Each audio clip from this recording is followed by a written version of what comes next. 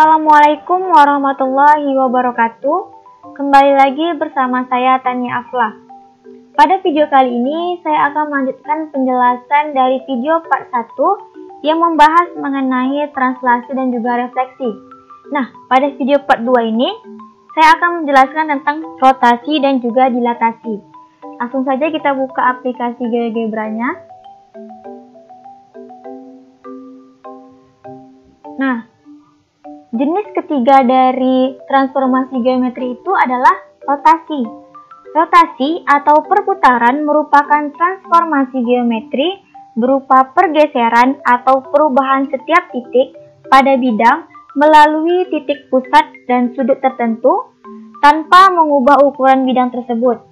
Rotasi dinyatakan positif jika arahnya berlawanan arah jarum jam dan bernilai negatif jika searah jarum jam. Langsung saja kita masuk ke contoh.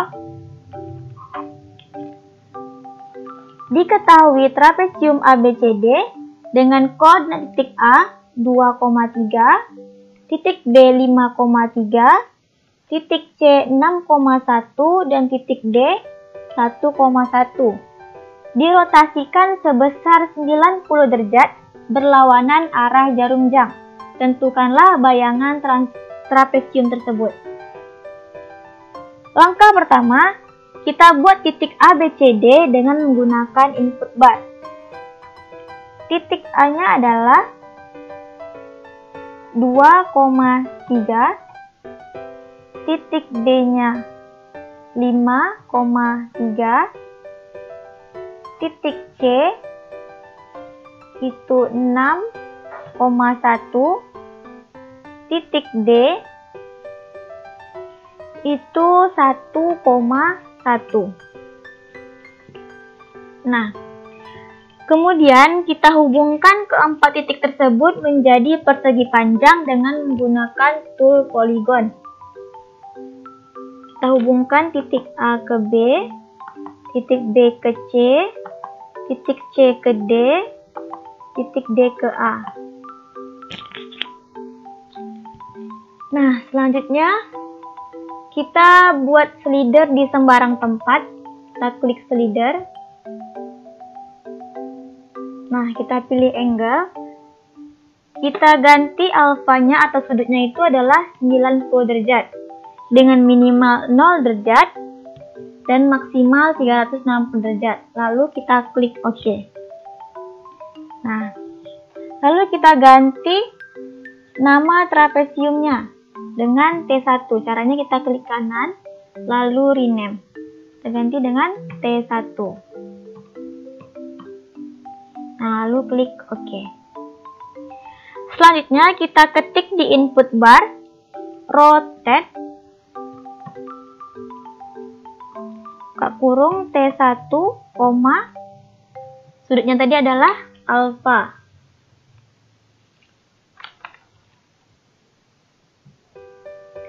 Nah, lalu kita enter. Nah, maka akan terbentuk bayangan dari trapesium.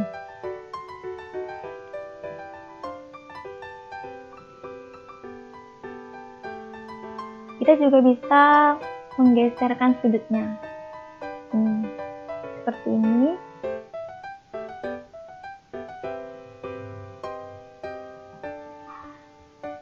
Nah, selanjutnya kita masuk ke jenis yang keempat.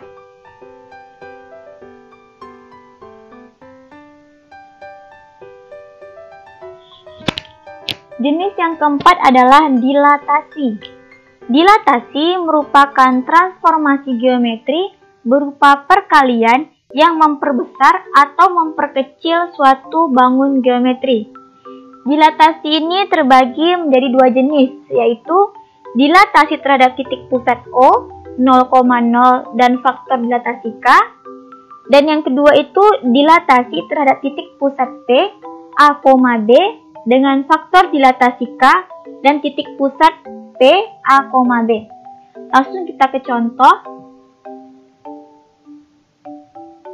Soal yang pertama, segitiga ABC dengan koordinat titik A 3,1, titik B 2,2, titik C 1,2.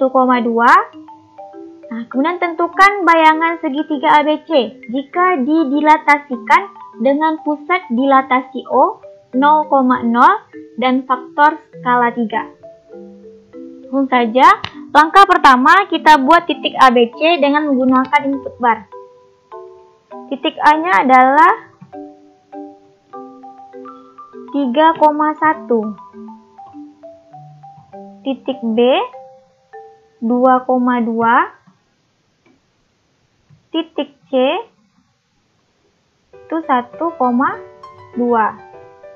Nah, kemudian kita hubungkan ketiga titik tersebut menjadi sebuah segitiga dengan menggunakan tool polygon. Kita hubungkan titik A ke titik B, titik B ke titik C, dan titik C ke titik A. Lalu kita buat titik pusat O 0,0 dengan menggunakan input bar. Titik O 0,0. Lalu enter. Nah, lalu kita klik Delete from Point.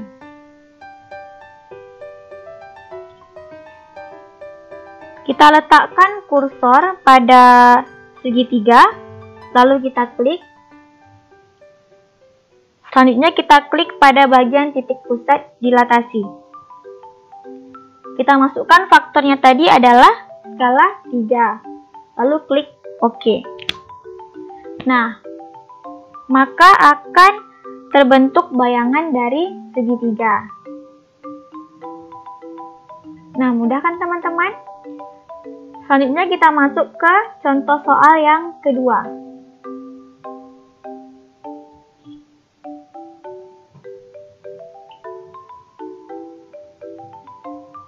Jajar genjang PQRS dengan koordinat titik A 1,4, titik B 5,4, titik C 6,6, dan titik D 2,6.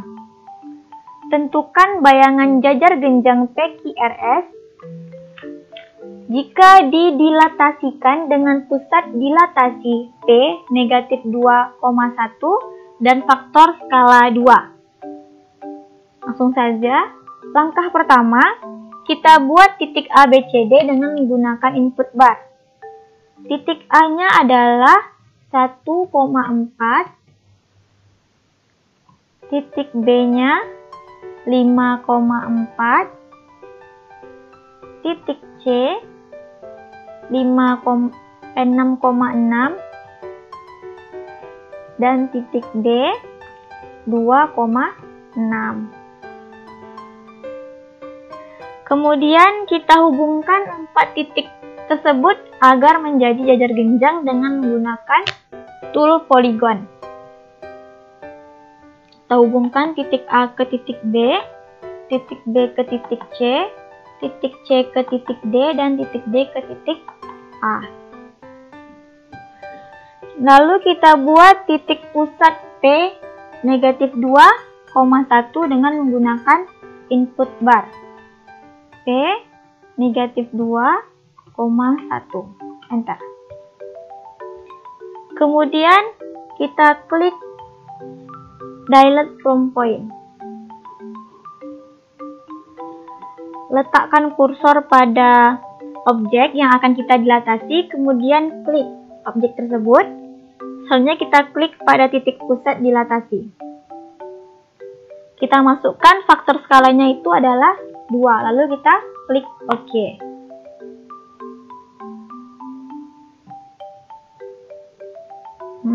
Maka akan terbentuk bayangan dari jajar genjang tersebut. Nah, dengan mempelajari materi transformasi geometri ini, diharapkan siswa dapat menyajikan hasil pembelajaran tentang transformasi geometri dan juga dapat menyelesaikan masalah berbagai konteks yang melibatkan konsep transformasi geometri. Sekian video saya kali ini. Mohon maaf jika ada kesalahan, semoga bermanfaat bagi teman-teman. Saya akhiri dengan wassalamualaikum warahmatullahi wabarakatuh. Jangan lupa like, komen, dan subscribe ya.